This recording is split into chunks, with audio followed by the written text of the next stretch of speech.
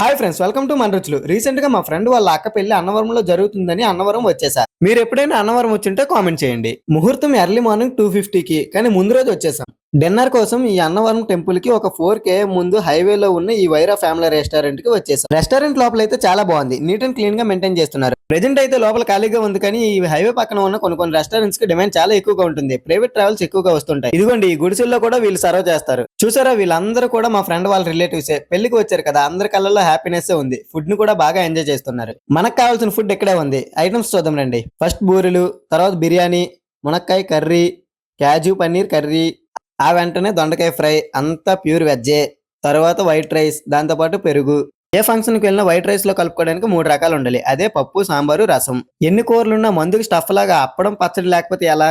And దానితో పాటు tiffin section కూడా ఉండాలి. నేను వచ్చేసరికి కొద్దిగా లేట్ అయింది కాబట్టి మిస్ అయ్యాను. ఇక్కడ బయట తినేవారికి అక్కడ కంటికి కనబడిన తెర కూడా వేస్తారు. మొత్తానికి ఇక్కడ కడుపు నిండా తినేసా. వీడియో నచ్చినట్టయితే లైక్ చేయండి. Bye friends.